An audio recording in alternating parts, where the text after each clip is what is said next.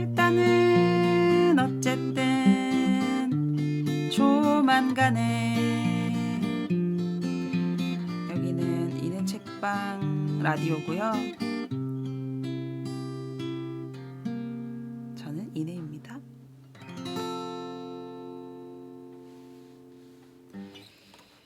네, 안녕하세요. 오늘도 어김없이 찾아왔습니다. 오늘은 낭독을 좀 길게 할 거라서 일기는 빠르게 할게요. 오늘은 어제는 비가 와서 집콕했고요. 오늘은 날씨도 너무 좋고 어제 내일은 꼭 집안일을 하겠어 이렇게 써놓고 잤는데 다 달성을 했습니다. 빨래, 청소, 장보고 요리하고 산책까지 갔다 왔으니까 제법 알차게 하루를 보낸 날입니다. 그리고 어제 얘기했던 그 귀리 우유 만들기에 제가 도전해 보았습니다. 처음이라서 어설프긴 했지만 그래도 뭔가 우유 같은 것을 얻었다. 눈으로 봤을 때 진짜 우유 같은 무언가가 만들어졌다. 되게 쾌감이 있더라고요. 그래서 그걸 이용해서 감자 스프까지 만들어서 먹는데 성공했는데 제가 지금 배가 너무 불러가지고 오트밀이 약간 포만감을 많이 주는 음식이라는 것을 귀리가 포만감을 준다는 걸 제가 몰랐네요. 그래서 오늘 이 녹음을 하는데 상당히 불편함을 가지고 있습니다. 제가 조금 있다가 낭독을 좀 길게 했거든요. 근데 막 목이 계속 갈라지고 뭔가 약간 몸 상태가 되게 안 좋은 상태에서 길게 읽어서 좀 어설펐지만 중간에 끌 수가 없었어요. 너무 길어가지고 틀린 부분도 많고 그래요. 이해해 주셨으면 좋겠어요. 그리고 제가 오늘 읽어드릴 책이 데릭 젠슨이라는 분의 네 멋대로 써라 라는 책이거든요. 제가 정말 20대 한 중반쯤에 이 책을 읽고 그 다음에 한 몇 년 전에 다시 읽은 다음에 제가 참 영향을 많이 받은 책이구나라는 거를 시간이 지나고 되돌아보게 된 책이었어요. 글쓰기 책을 가장한 교육에 대한 엄청난 비판이 담긴 급진적인 어떤 작가님의 생각이 담긴 책인데 구석구석 엄청 제가 지금 살아가고 있는 삶의 형태에 영향을 많이 끼쳤구나라는 걸 다시 읽으면서 느꼈던 책이었습니다. 근데 오늘 소리내서 읽어보니까 교정교율이 좀 이상한 것 같아요. 읽다 보니까 뭔가 자연스럽지가 못해. 번역의 문제인지 무슨 문제인지 모르겠는데 아무튼 부드럽게 읽어지지 않아서 낭독이 좀 오늘은 그렇게 마음에 들지 않지만 그래도 잘한 것만 남기는 그런 방송 아니니까요. 그냥 그대로 남기기로 했습니다. 어쨌든 낭독 데릭 젠슨의 내 멋대로 써라 라는 책의 한 부분을 읽어보려고 합니다. 그 저자가 한 기숙학교에 소년 기숙학교에서 강의한 내용을 쭉 풀어서 쓰고 있는데 발췌해서 읽어볼게요. 59페이지. 누가 나한테 말해줬더라면 좋았을 다음 얘긴 일이 더 좋아질 거라는 거. 특히 네가 네 자신의 삶을 떠맡으면 그럴 거라는 거예요. 고등학교 졸업 때 졸업생 대표가 언젠가 우리가 이 시절을 우리 인생의 가장 좋은 날로 돌아볼 거라고 말했어요. 그걸 듣고 곧바로 든 생각은 꽝! 연단이나 죄다 산산조각 나버려! 였죠. 하지만 바로 뒤에는 이런 생각을 했어요. 정말 지금이 가장 좋은 날이고 앞으로 나아질 게 없는 거라면 지금 당장 죽어버리는 게 낫겠다고 말이죠. 그런데 좋아지더라고요. 중학교 형편없었죠. 고등학교 형편없었죠. 대학 형편없었죠. 20대 때는 괴로웠어요. 어쩌면 학교 때만큼이나 나빴어요. 내가 그 전에 받은 학교 교육에서 회복하고 스스로 보고 생각하고 느끼기 시작하는데 너무 오래 시간이 걸렸기 때문이에요. 어떻게 생각할지, 세상 속에 어떻게 있을지 스스로 배우는 것 말이에요. 근데 30대 때는 좋았어요. 그 무렵엔 내가 정말로 누군지를 알았고 그걸 살기 시작했죠. 그리고 지금까지 40대 때는 굉장히 좋답니다. 그러니까 포기하지 말아요. 사정이 나아질 겁니다. 우리가 아는 한 여러분한텐 삶이 딱 하나뿐이죠. 그리고 여러분이 뭘 원하는지를 부모나 선생님이나 목사나 광고인이나 신변 모집인이나 아니면 책을 쓰고 그러고 나선 이 연단에 와서는 학교를 날려버리는 10대 시절 환상을 말해주는 사람이 너희는 이런 걸 원하지 하고 말해준 것 말고 여러분이 원하는 것 말입니다. 발견해내는 것 말고는 그러고 나서 그것을 지구 끝까지라도 여러분 온 삶을 들여서라도 쫓아가는 것 말고는 싸워 얻을 만한 가치가 있는 건 없습니다. 누가 나한테 말해줬더라면 좋았을 다음 얘기는 난 그렇게 겁쟁이가 아니니까 앞으로 밀고 나가고 다른 사람들은 꺼지라고 요구하라는 겁니다. 학생들 얼굴 낌새를 보아하니 쓸만한 도움말이 된 것 같았다. 내가 그 학생들에게 말했더라면 좋았을 테지만 나중에 가서야 생각나서 해주지 못한 말도 있다.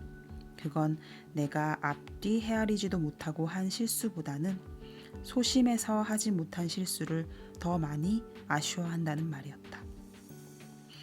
한 행동보다는 안 한 행동이 더 아쉬운 거다. 어떤 아픔이 따르더라도 내 가슴을 따라 애정행위를 했거나 말았거나 하는 데서 후회가 생긴 게 아니라 두려움 때문에 내가 했어야 할 때 하지 않았거나 그랬어야 할 때 그만두지 않았을 때 후회가 생겨났다. 후회는 두려움이 나를 내 마음에서 가로막았을 때 생겼더랬다.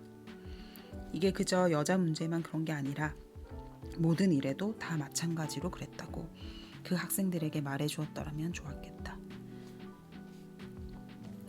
난 학생들에게 높이뛰기 얘기를 했다. 나는 늘 높이뛰기를 좋아했는데도 대학 2학년이 될 때까진 너무 두려워서 힘써 다투어 높이뛰기를 할 수 없었다. 그해 코치는 내가 모래밭 근처에서 미적대는 걸 보고는 나를 깨우쳐 높이뛰기에 덤벼들도록 만들었다.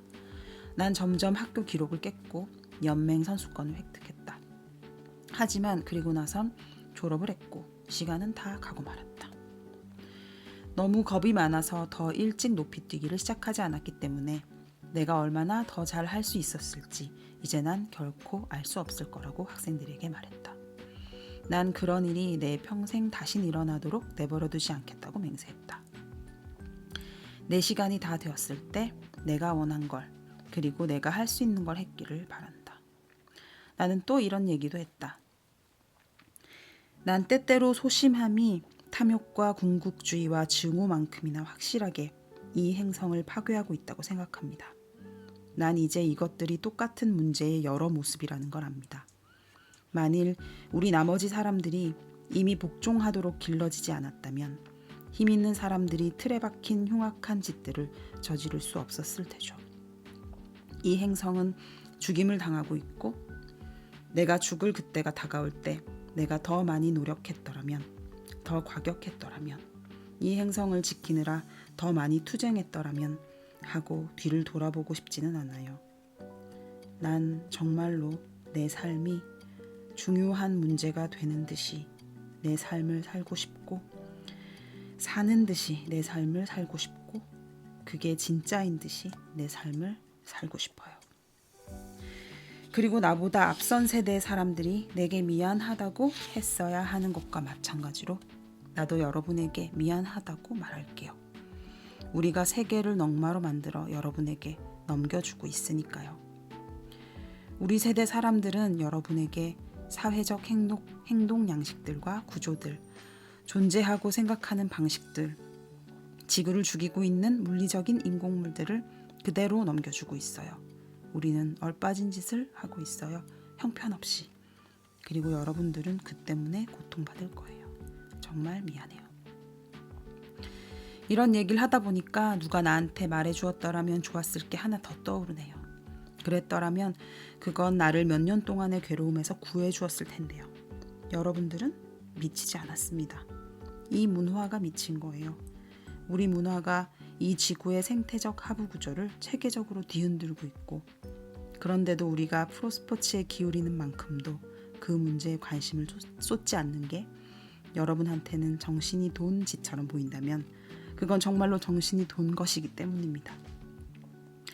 만일 우리 문화가 돈과 경제적 생산성을 사람과 사람 아닌 존재들의 목숨보다 더 값 있게 여기는 게 여러분에게 어리석은 일처럼 보인다면 그것이 진짜 어리석은 것이기 때문이에요.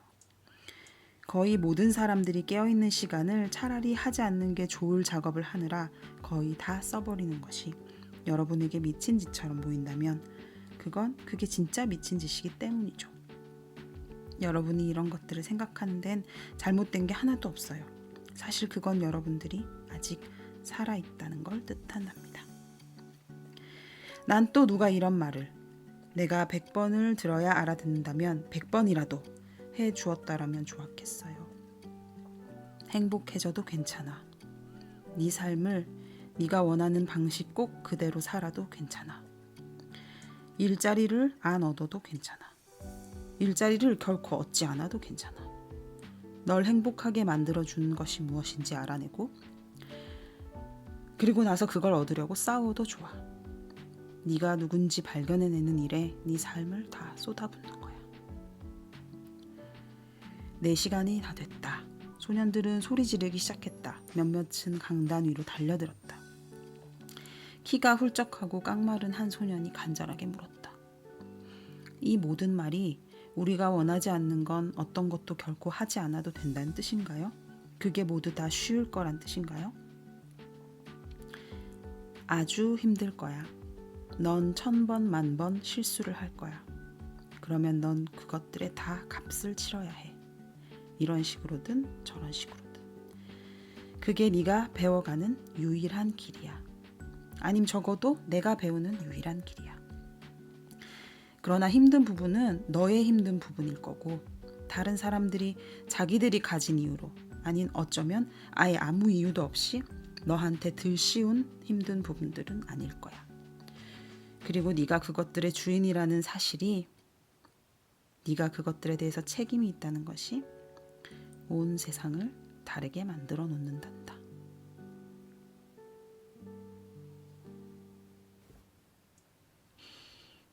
네, 제가 이런 책을 읽고 백수지향이 되었나 봅니다. 제가 오늘 그 제목으로 정말 괜찮을까? 라고 썼어요. 저는 이런 주장에 굉장히 동의하면서도 한편으로는 정말 괜찮을까? 그게 다일까? 무엇이 맞을까? 의심하면서 갸우뚱거리기도 한답니다. 그래서 오늘 조만간의 노래는 일단은 어쨌든 조만간이에요. 이랬다 저랬다 이런 날도 저런 날도 오가면서 그냥 살아가는 게 인간이 아닌가 하는 생각에 노래를 골라보았어요. 조만간의 노래.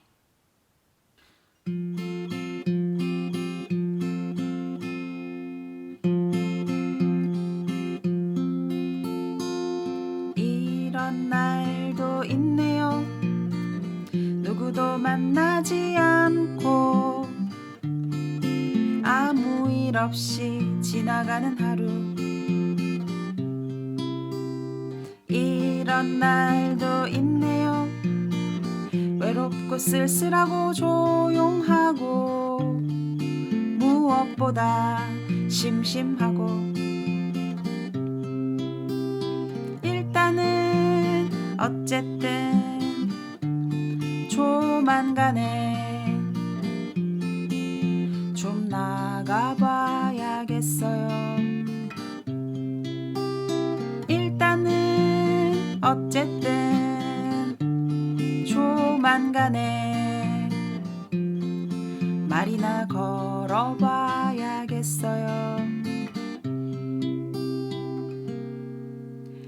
이런 날도 있네요.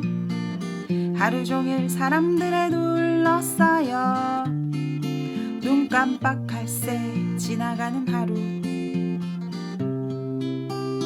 이런 그런 날도 있네요.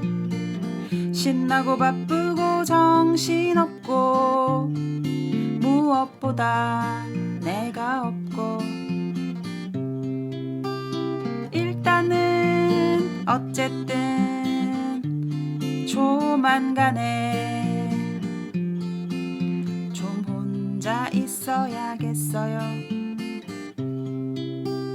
일단은 어쨌든 조만간에 산에나 들어가야겠어요.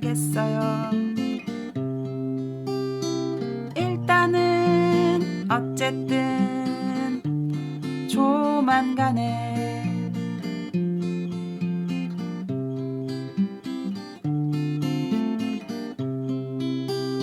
일단은 어쨌든 조만간에